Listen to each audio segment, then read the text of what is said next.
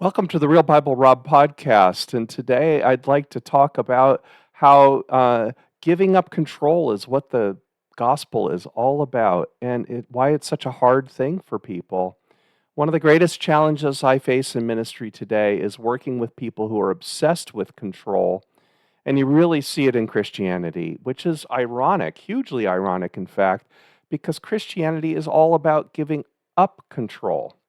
But this is mostly about being American, about having that American myth of conquering and being self-made, and it's really an obsession, I would call it, and it manifests in several different ways, and I'll talk a little bit about that, and I'll mostly do it in the context of two very different verses.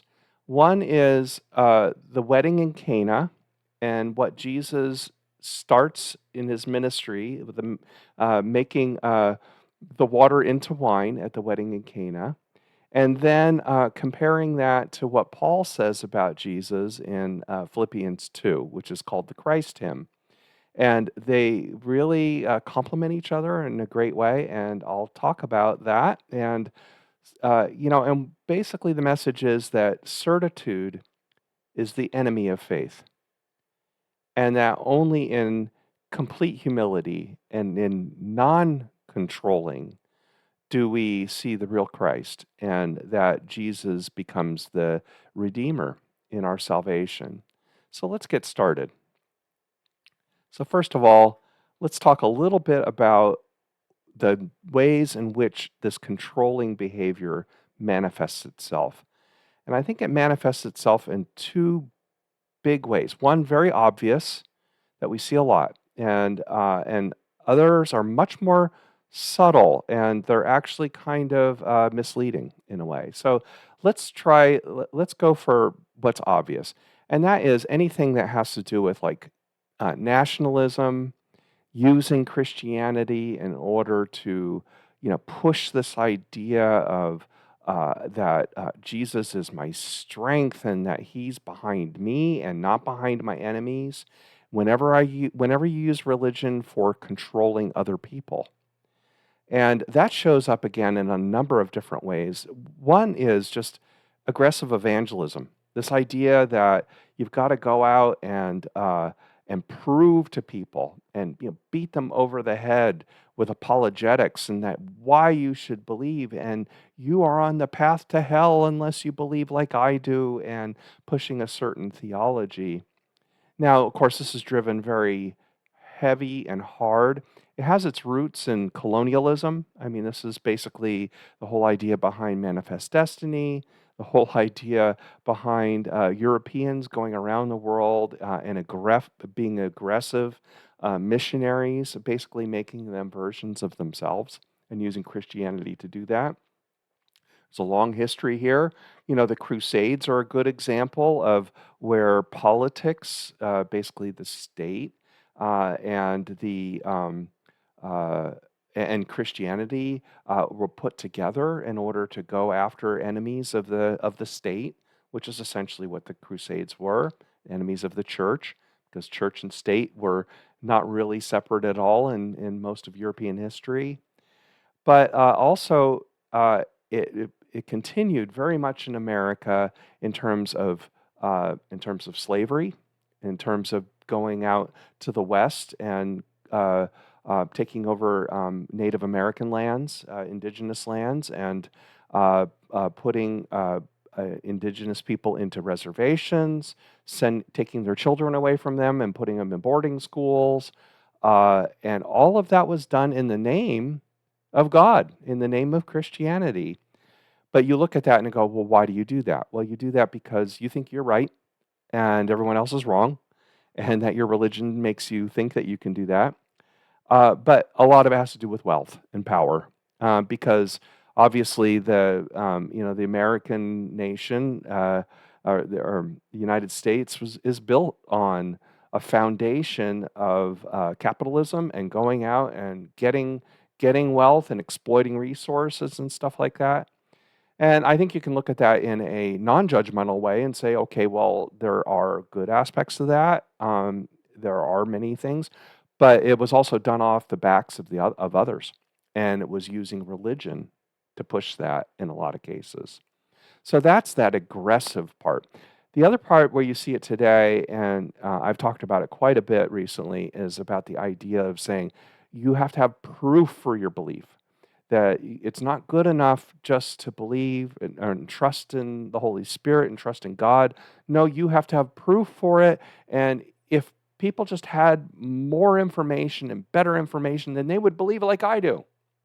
But as if you look at it, you can give people tons of information, tons of proofs, and they still will believe in things that, you know, are in spite of the evidence. It's just human nature. We just do it all the time.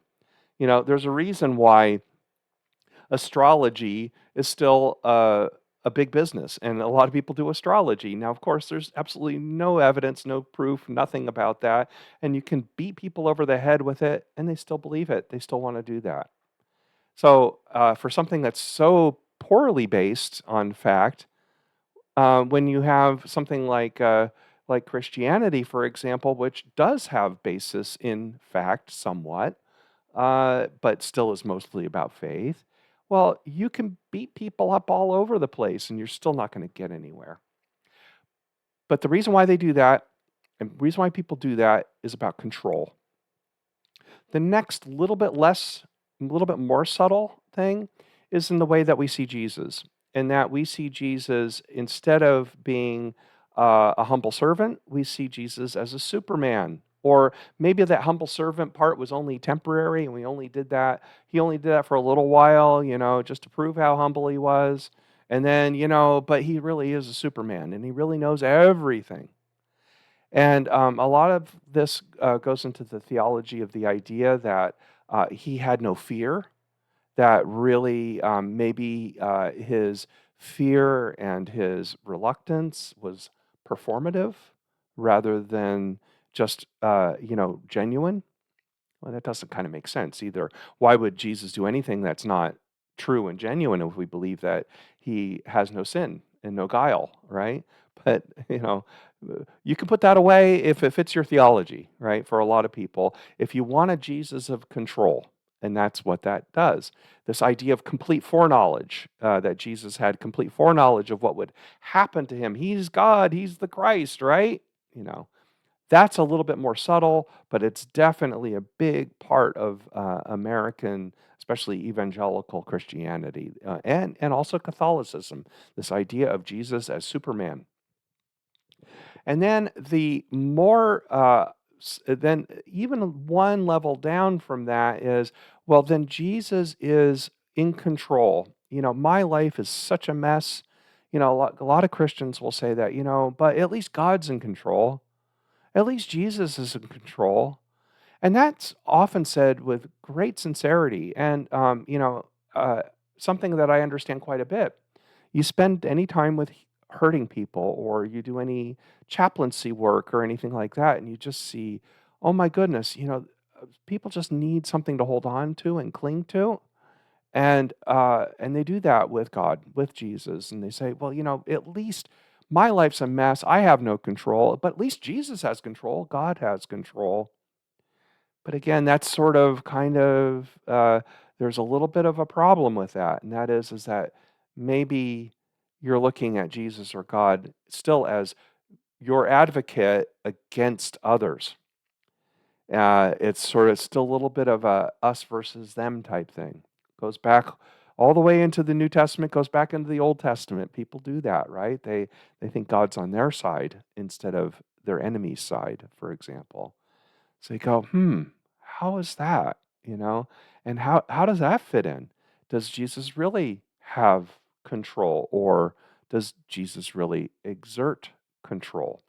And that's really the basis for what I'm saying today, is whether you think Jesus has that control, one, whether it's in the nature of Jesus to have that control, or is it just uh, that he doesn't exert that control, that he pulls back, and that for a time he comes back and maybe even just acts like he's weak and humble, and so forth. But I think that if you do that, then you kind of um, get in the way of true faith, because true faith is giving up control, and that it's the certainty or in the search for certainty and the grasping for certainty is what we're being redeemed from partly. Remember that sin is all about harmful self-interest. You can define sin many ways, but I like to think of it pretty simple. We're all self-interested, and there's nothing wrong with taking care of yourself, having self-interest. But when your self-interest gets in the way of and hurts other people, hurts yourself, hurts your relationship with God, distorts your view of life and the world, well, that's sin. And sort of, I think the simplest way to say it is that when you put your self-interest, which is natural and good, above others or above God. And that I think is probably, in my estimation, the simplest way to define sin, because it's harmful and it gets in the way and it hurts people and it hurts yourself and it hurts your relationship with God. So part of that, I think, is that certainty, that search for certainty, that grasping for control is partly what motivates you to do that, to take that self interest and internalize it and become something that gets in the way of others, yourself, and your relationship with God. That certainty, that's why I say certainty is or certitude is the enemy of faith, because it's saying, I won't believe unless I have proof. I won't believe unless I have certainty. I hear this all the time in the work that I do. And I think it's toxic and I think it's really troublesome, because only the Christ of complete humility, completely giving up and not controlling, do we find salvation in Jesus. So let's talk about these two verses. The first one is John 2, 1 through 5. And this is where Mary, the mother of Jesus, is already, it looks like maybe already at the wedding in Cana.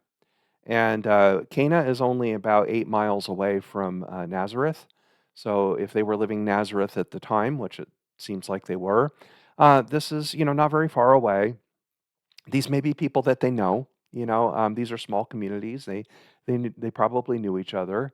And Mary was there, and then Jesus and his disciples were also invited, so they show up. And Jesus had just uh, been baptized by John the Baptist.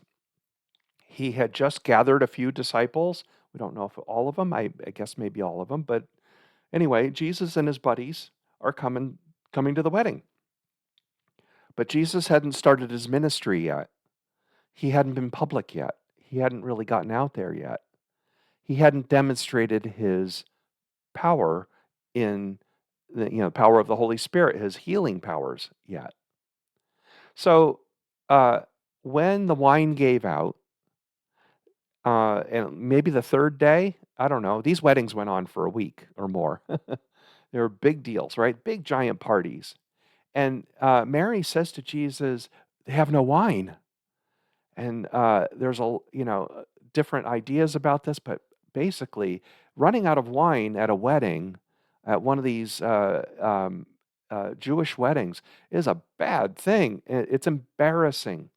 And you get a couple of clues here in this, because after Jesus does provide wine, the steward goes, "Oh, wow, you hold back the good wine. You held back a good wine until later. Usually, you do the good wine first." This is, I guess, to the bridegroom, right? Or the family. You're really great people. You have high honor because you kept the good wine. You didn't just get everybody drunk on the cheap or on the good stuff and then give them the cheap stuff. No, you just keep giving the good stuff, right? Isn't that great? Because it's all about honor. These societies were all about family honor and everything, and providing the wine. If the wine ran out and there was no more to give, it would have been hugely embarrassing to the family. So this is probably the context that Mary's talking. Oh, the wine's run out, uh, and Jesus goes, "Well, what does this have to do with you and me? Come on, this isn't our responsibility, is it?" And he looks like he's reluctant to do it. And you say, "Well, okay, is Jesus just being crass, or is he just saying no?" He kind of in the next phrase he says, "My hour has not yet come." So this is a strong indication of his why he's reluctant to get involved, because he knows that if he's going to get involved here, then this will be the act, this will be a miraculous act, and this will be the first big act of his ministry, and it'll get out. The word will get out. So the next phrase is then Mary kind of ignores Jesus. One of the great indications of a real mother-son relationship. We go, come on, son, do what you're supposed to do. And when he says, "Nah, I don't want to," she says to the servants, "Well, just do whatever he tells you." Which probably means he's going to do it. He might be a little reluctant, but he'll go and do it. She knew better. She knew that Jesus would do it because Jesus had compassion. He didn't want to have the family be humiliated. So he, instead of thinking of himself, he thinks of them and he does the work. But this is also an act of great humility and uncontrolling. This is the first act in which Jesus sets the gospel story into motion. Once this happens, he knows that he will lose control over his life. Everything's set, right? He's been baptized, so he's been anointed. He's got his disciples, either most or all in place now. And then the wedding at Cana will kick off his ministry. And if you know anything about ministry, there is sort of that aspect for anyone who's a servant or gives their life in service in this way, is that once you kick things off, you kind of lose control over your life, and that you're guided by compassion and support. And that's exactly what's happening to Jesus. So you can see that he gives up from the very start. He had a choice, and he made the choice to give up his control. Because once this happens, and you see it over and over and over and over again, little by little by little, he's faced with choices. When he's in the desert being tempted by the devil, right? All three of those temptations that the devil offers Jesus or tempts Jesus with, every one of those is about, Jesus, you have the control to do something here. Take it, do it, do it. And every time he says, no, I'm not going to do it. Because being controlling is the opposite of what the gospel message is. And you can see it then when he's before Pilate. He had many opportunities in those last days before the crucifixion to say, well, I'm being pushed into this, or the hierarchy, the religious hierarchy, they really are behind me, Pilate. You better be afraid. He doesn't do that. He says to Pilate, he goes, my kingdom's not of this world. He could have resisted. He could have gotten the crowd behind him on Palm Sunday, the triumphal entry. Those people would have fought for him, but he didn't invoke that. So it's already, the table is set in which Jesus gives up control. He is not controlling. Then we go to what Paul says about this. There are a couple of places, actually two places, where they talk about the Christ hymn, but this is one that looks like it was added to the letter to the Philippians, and it is just amazing because it just says this theme is that you have to have an emptied Christ. You have to have the Christ that is emptied here. So just for as a reminder here, Philippians 2:5 says, "Let the same mind be in you that was in Christ Jesus, who, though he existed in the form of God, did not regard equality with God as something to be grasped, but emptied himself, taking the form of a slave, assuming human likeness, and being found in appearance as a human, he humbled himself and became obedient to the point of death, even death on a cross." Wow. So when you think about this, first of all, Paul is saying, be like Jesus. In other words, give up control. Stop the controlling behavior. Okay? Jesus did the ultimate version of giving up control. Even though he existed in the form of God, sinless, being anointed, being the Christ, being the Messiah, he did not regard himself equality with God, God the Father, the portion of God or the aspect of God in the Trinity that is self sacrificing, as something to be grasped. I love that word because grasping is exactly what you do when you're trying to exert control. You're grasping. But he emptied himself. This is kenosis, meaning becoming empty, giving up control, giving up uh, sort of that whatever strength he had, whatever um, resistance he had, and then taking on the form of a slave. And what's the definition of a slave? Somebody who has no control over themselves. Zero. Their lives are completely dictated by others. That's what a slave is, assuming human likeness. And then uh, he humbled himself and he was obedient to the point of death, giving himself over. But then comes the big one. And this is why, this is kind of how it's connected with Cana, even death on a cross. Why? Because the cross is humiliation. It is the most humiliating death. It's ritually unclean. You're hanging there, people mocking you. Your very being is just humiliated, disgraced, awful. And so it is like Jesus saves the bridegroom and the family from the humiliation of the wine running out, continues the celebration there, and he takes that on himself, the humiliation of dying on the cross. So, this is how, when you look at these and you look at the ways in which Jesus continues to, at every turn, continues to give up control, you can see why this notion of Jesus is in control doesn't really make sense. Now, what people will do is they'll jump past this, they'll jump to the other part of Philippians, and they'll talk about the glory and the triumph and everything like that.